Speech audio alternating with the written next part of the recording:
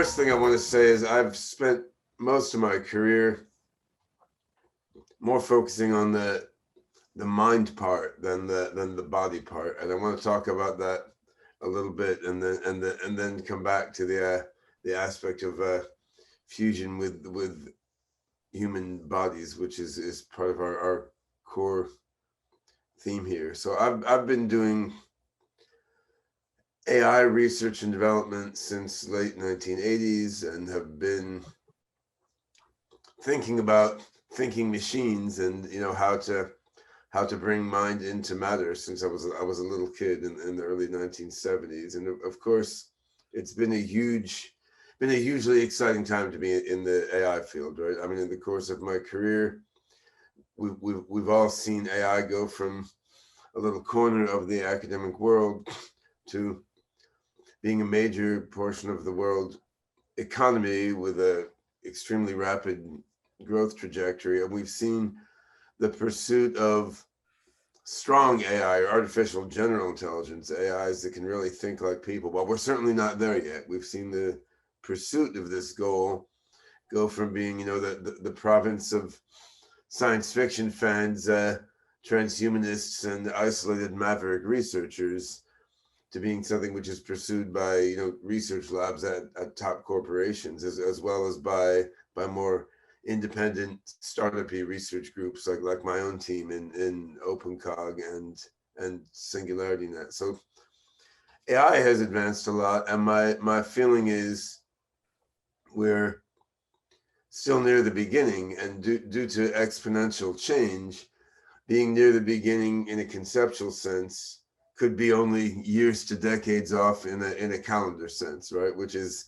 what makes all of these developments across various singularity related fields so stunning. I think that we're much of the way through what I'd call the narrow AI revolution, which I see as the first of a series of 3 AI revolutions, which is AI is now doing a lot of stuff that seems to require a lot of intelligence when people do it.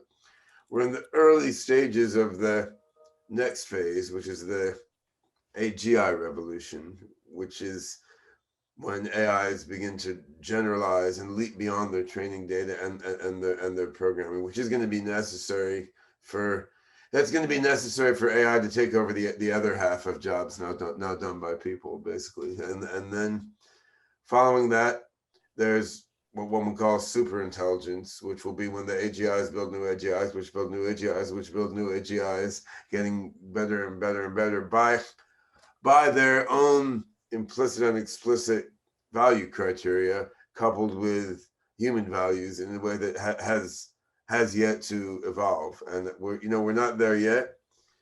We're in the early stages of getting AGI to work. We don't yet have AGIs that can improve their own brains and create super intelligence. But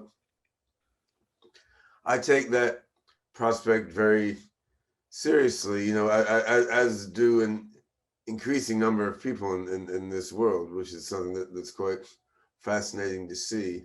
And what I want to talk about next is the role that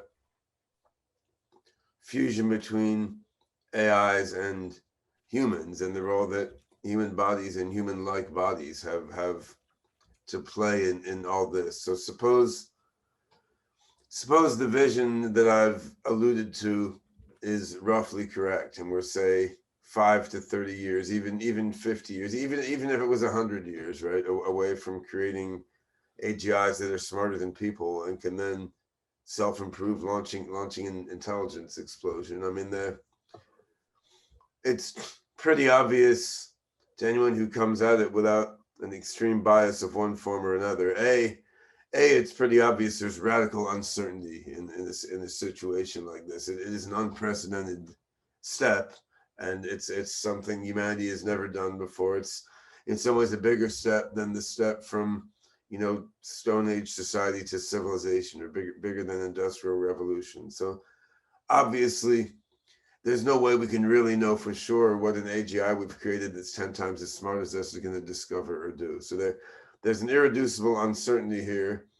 We may feel different ways about it, but that's there, right? There's also tremendous potential benefit, right? I mean, we're looking at being able to build stuff out of molecules as a child can do with Legos, right? You're looking at a potential system that can, crunch advanced math theorems in the same way that our calculator adds large numbers. And you're looking at the potential of systems that can, fix what goes wrong inside the human body as it ages in a similar way to how we keep an antique car going, right? I mean, the potential for good is tremendous. The potential on the other side is also very clear, right? I mean, and Eliezer Yudkowsky, a philosopher of AGI for not quite as long as me, but quite a while, he put it quite beautifully, like, the AI does not love you, the AI does not hate you, but he can use your atoms for something else, right? So I mean, that's the downside. I mean, not so much Terminators that want to slaughter us or Matrix type creatures that want to enslave us, but super AIs that just don't care about us any more than we care about, the climate on Earth right now, or the ants we mow down when we bulldoze a lot to build a house. So then we're down to the question: suppose the singularity is happening, how do we bias things in the more beneficial direction rather than otherwise? Where beneficial, of course, is a complex and evolving set of human values that none of us can fully pin down or understand. I mean, given that many things that happen in society now we think are clearly beneficial. I mean, gay marriage being one random example, were viewed as horrifyingly immoral 50 years ago, even something that would lead to you burning in fire and brimstone for all eternity, right? So I think this is where embodiment becomes quite important, because human culture and values are not enumerated on a list, and human culture and values are not, they're not a precise and fixed thing. Human culture and values are themselves an evolving organism within human brains and collective among multiple human beings, and integrated between us and our tools that we're using to communicate and connect with each other and to create, which are now really, really a part of ourselves. So I think by connecting AIs as they emerge and evolve with the human mind and the human body in diverse ways, I mean, we can be delivering tremendous positive value to people in real time, right? But we're also infusing the emerging AGI and then super intelligence mind. We're infusing this with human culture and values in an interactive, and evolving in a richer way than any pre-programming of some list of ethical values is going to provide. And this, this takes multiple forms. The robots that we built in Hanson Robotics, the Sophia robot, then the Grace robot, Sophia's little sister, which is an elder care robot that is being rolled out now by Awakening Health, the joint venture of Hanson Robotics and SingularityNET, my blockchain AI firm. So these robots like Sophia and Grace, they're putting AIs inside, bodies that smile like humans, walk around like humans, interact like humans, do face tracking and emotional response. And this doesn't mean these robots are humans, but it means that the robots are getting a lot of the response patterns that humans get. They're getting a bunch of humanness ingrained in their learning systems. And of course, brain-computer interfacing,